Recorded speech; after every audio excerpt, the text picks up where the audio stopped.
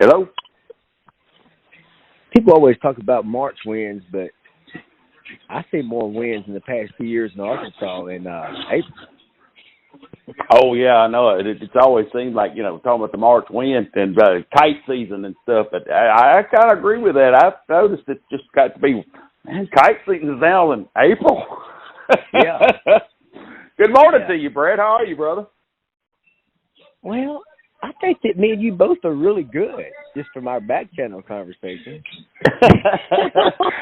Yeah, I mean, I can agree with that. I mean, without tons of detail, I spent a little time out of town. It's great to get out after the pandemic. I think we're getting back to kind of normality in a lot of ways. I mean, either a lot of folks have been vaccinated, or it's to the point of, look, man, if you don't want to, on your head be it. We kind of stopped caring. It's like everybody knows, do it, don't do it, your problem, your business, So, but anyway, yeah, man, it's just great to get out, spend some time, away, and best 3 days in a long, long time. How about yourself? Well, Merry Christmas. Well, I mean, Merry Christmas. Yeah, I mean, that sounds like Christmas. I mean, because everybody doesn't hear what I hear. There's a backstory. We're not going to talk about the backstory. But No. It's just a general comment. It was really nice to be able to get out of quarantine for once and really, get back to something close to normality. And it's the first time, really, since it's over. You know what I'm saying? Yeah. But, neither here nor there.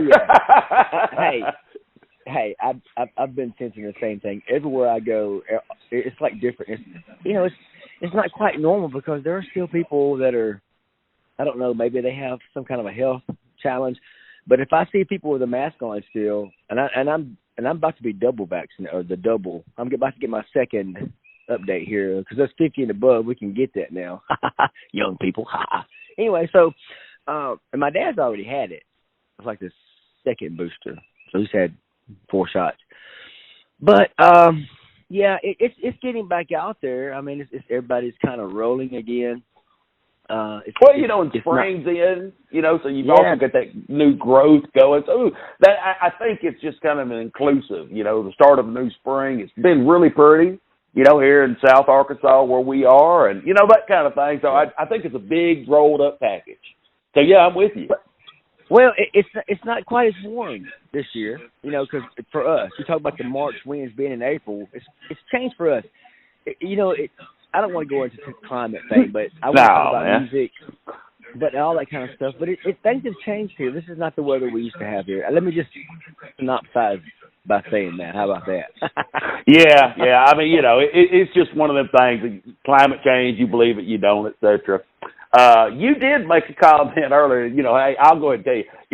I was never a huge music aficionado or anything like that. I know you got into it a lot. You were telling me about one of your heroes when you was younger, passing away this morning, I mean, what was all that about? I mean, we didn't get to really talk a lot about it. I remember it affected you. Well, I mean, it was, this was a long time ago. Kurt Cobain, that's who we're talking about, passed away in like 1994, and on April the 8th that year. Well, that's what we found out. He actually shot himself in the head with a shotgun. I think it was a 20 gauge pump on the 5th of April, and they found his body on the 8th. And I won't really forget 1994 because at the time I was in college, but that particular day, it was a Friday, and I was in Magnolia, Arkansas, which is another kind of southwest or south central southwest Arkansas. And I was presenting my paper that I had, from a research project. And I got in the car, and this guy, he was a really cool guy. He was a psychology major. His name was Cy Cox. And he said, "Oh," we were like riding around in my car in downtown. We're just kind of just cruising around. He said, "Oh, I was watching MTV, a little bit ago." And let me say this: while he was watching MTV, his paper was being presented like Saturday morning. I was the first paper to present of the whole symposium. So I was in symposium presenting Scared Shitless. Cy Cox was over there watching MTV. You see what I'm saying? Yeah. Anyway, so he said, I just saw where Kurt Cobain's body was found by an electrician up in Seattle, Washington. And I was like, what?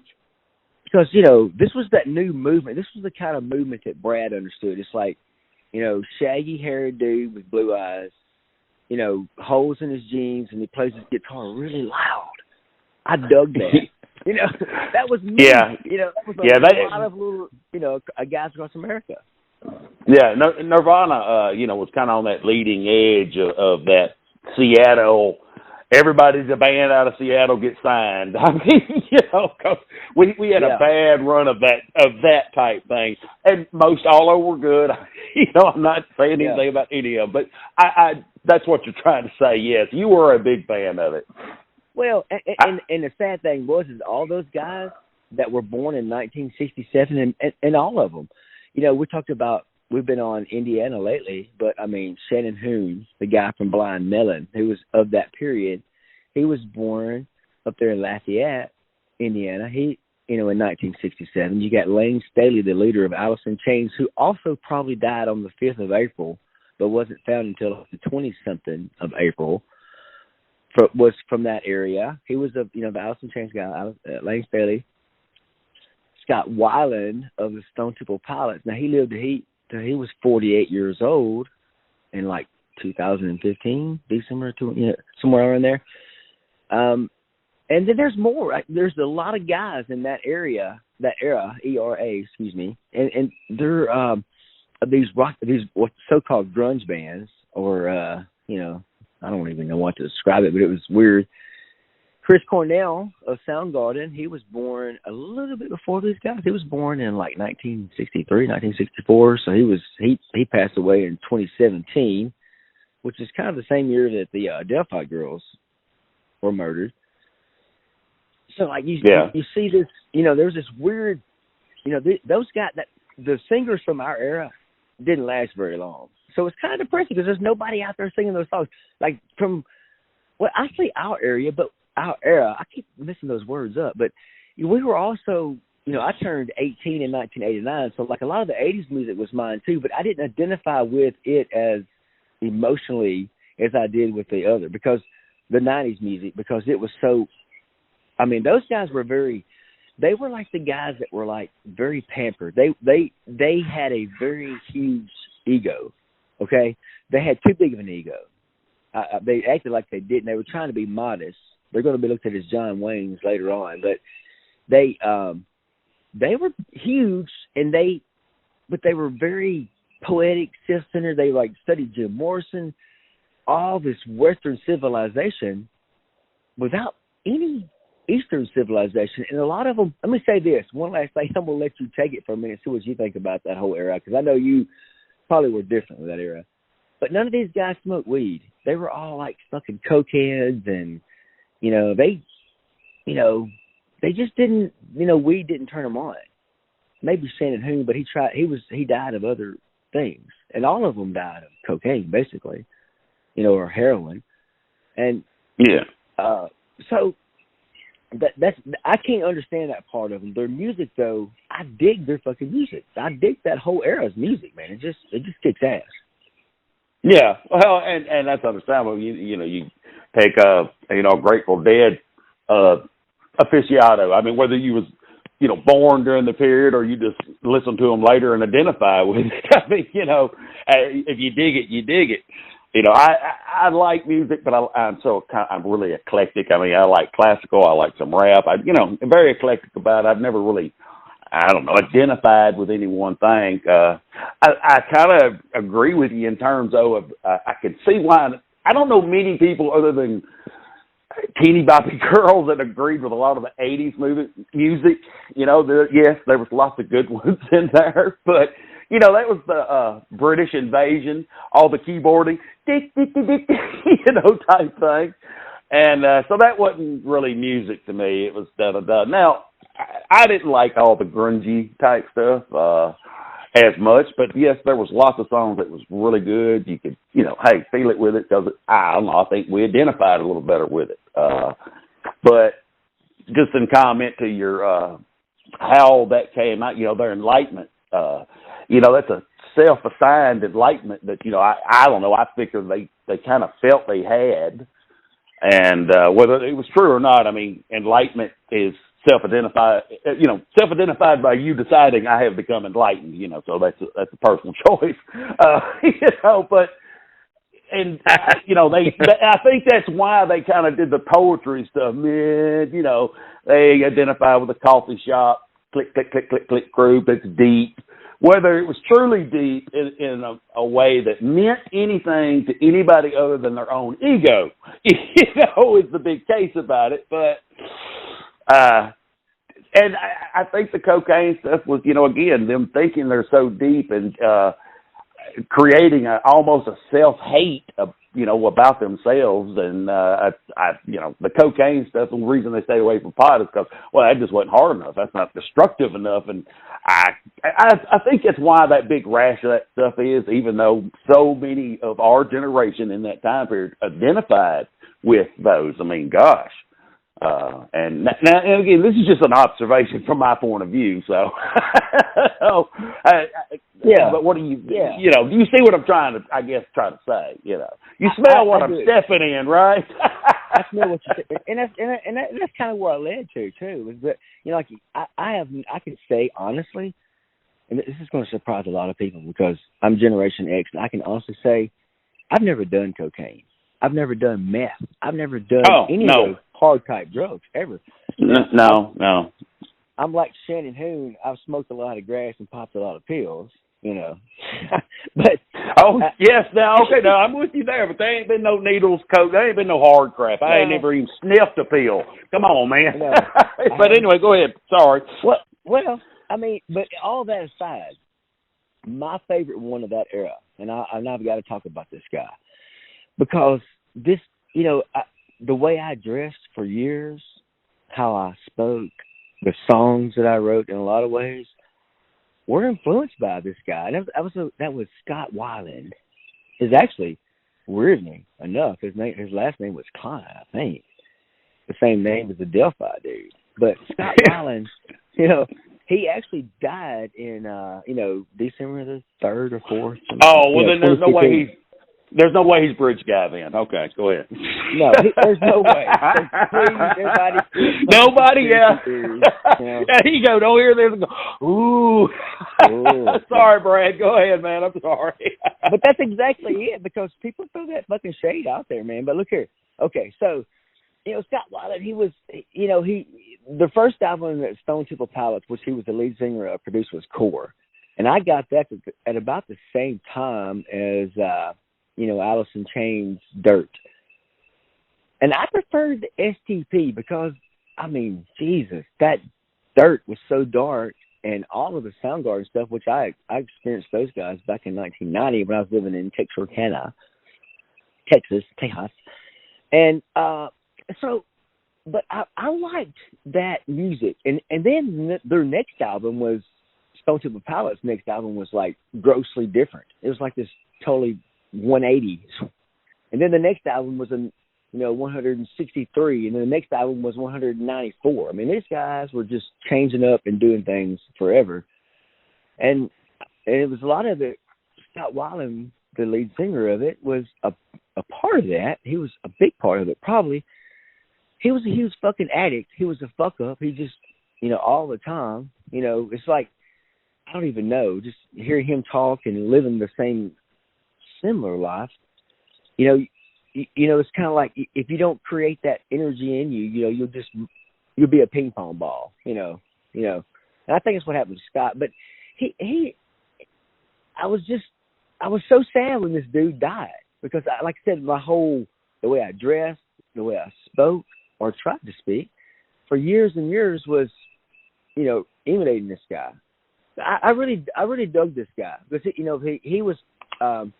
I'm not saying that to be weak, but it's like there's people that you personify, that you right. dig, that you think that can change and mold themselves to change with time. And I was so surprised that he basically killed himself.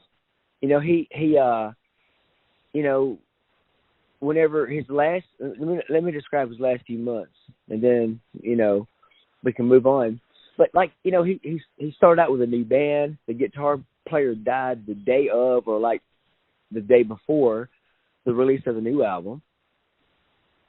And then as soon as it was released, he learned his mom and dad both had fucking cancer. And then it just downhill from there. I mean, he was too, it's like we talk about the Big Lebowski a lot. He was too fragile to be out on the road, but he had to, he needed to make money. And so his story is not unique. This is a guy that rose to the top of his trade. He did not make really good decisions along the way, and he never could figure out how to do it. This is kind of tied into being 50 again. And then at 48 years old, he basically killed himself out on the road with cocaine, alcohol. I mean, he had everything in his fucking system. This guy, he sampled widely. I love Scott Weiland to death. But yeah. I mean, that's a usual story out here in America now. We've talked about that, in a lot of ways. I don't want to get too depressing with it, man. Because I'm. Oh no! Well, I mean, well, let me tell you, just kind of sum up what I think I heard is. You really like the guy, and I don't know a lot about those bands. I mean, because again, I was not a fan of that whole genre. Really, there was independent songs. I know Stone Temple Pilots, and Soundgarden. I couldn't probably actually tell you the name of one song and swear I know the band, but I do know the song when I hear them, and I liked them. But there was never really that connection like you're discussing. Now, as far as the Scott guy. You wanted to go find him and have a bromance with him, whether it's from afar or not. You wanted to emulate him, and you felt like bromance with him. Yeah, you would love to have had a bromance, even if it was from a distance, man. Man, I love you, man. You don't know it, but I love you, man. Hey, I see these. That's kind of what I think I heard. I'm sorry. I see all kinds of fanboys out there, of all kinds of things. I remember back before Steve Jobs died, everybody was like, I'm a fanboy. I love it. D-O-I even. Like, hey, man. But I get you. Yes, I was a fanboy. I wish that I could have fucking lose that shit. But I would have so Scott. And like, man, stop. But he couldn't, I lived longer than that fucker did, okay? Yeah, yeah. Well, he should have emulated me. Yeah. He should have said, well, this guy is emulating me, but look at him. He's still 6 feet upright, 6 feet above ground, upright, moving air. Yeah. Damn, I wish I was that guy. Yeah. That was in very poor taste. I apologize to anybody that gets offended by that. That was in horrible taste. Well, I mean, it's a shame. Anyway, yes. But, honestly, go ahead, I'm sorry. Well, so Kurt Cobain, look at him. This dude he was at the top of the fucking game.